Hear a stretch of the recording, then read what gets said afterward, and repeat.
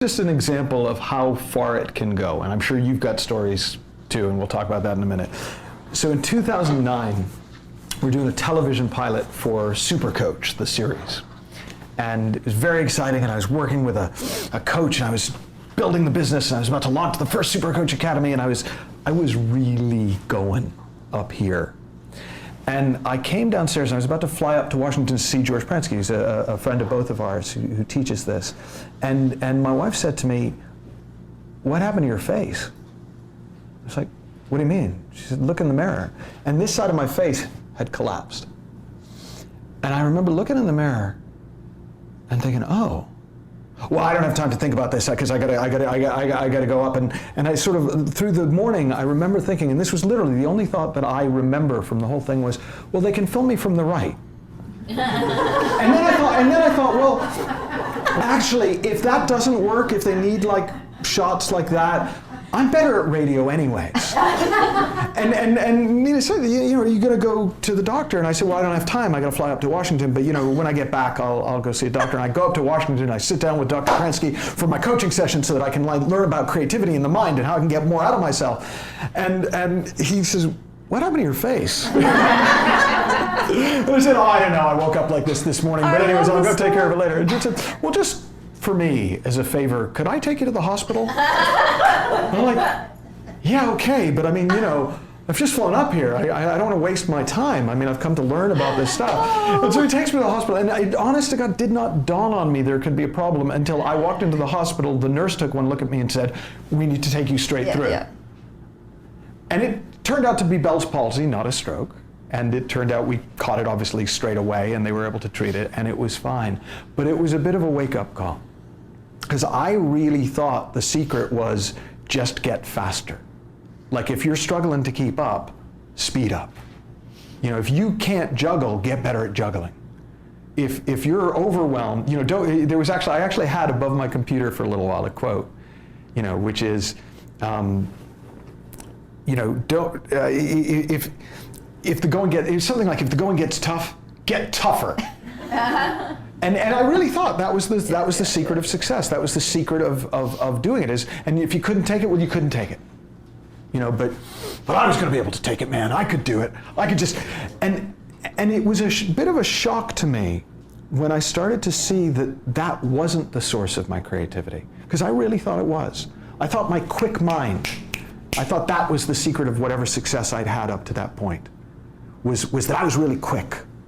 And people started suggesting to me, the people that we were talking to, that maybe that wasn't what was going on. That maybe the creativity I was able to express happened in spite of that, not because of that. Now, I didn't know whether or not they were right. I didn't have a sense for sure, but I'd never thought of it. It had never occurred to me that I might be succeeding in spite of the way I was using my mind, not because of the way I was using my mind. And I started to kind of think of these conversations, and this is me now encouraging you to think of it like a speed bump. You know, when you're driving down the road, speed bump, the really annoying things that you have to kind of slow down to at least 30, well, this is like a mental speed bump.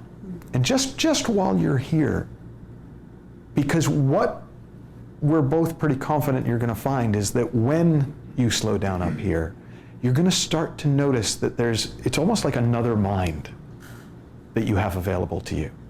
And it's you know, we can call it like a universal mind, or a deeper wisdom, or a deeper creativity. And it's always there. It's just most of the time we can't hear it. We don't notice it because we're doing all this mental multitasking.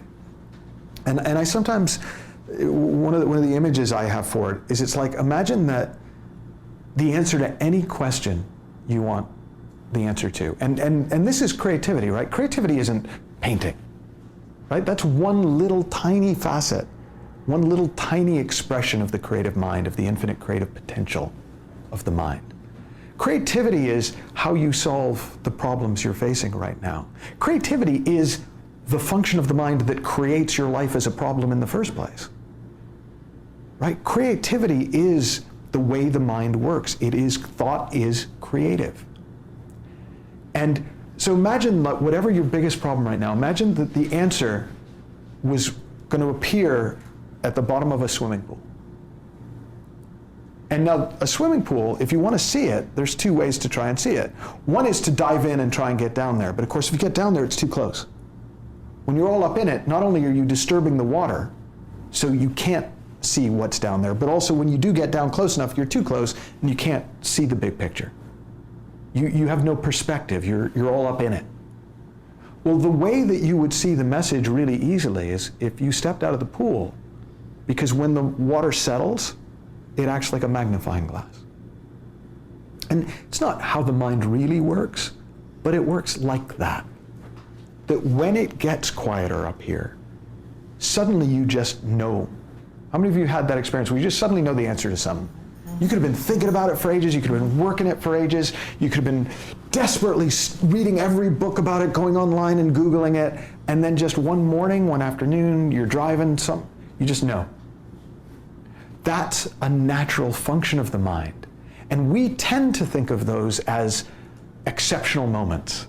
Like, I remember at one point thinking, the last time I can remember having that kind of a thing was 3 years ago. It's actually how the mind is designed to work. And the only reason we experience it so sparingly is because we're so in the habit of running this thing about 10 times faster than it's designed to go.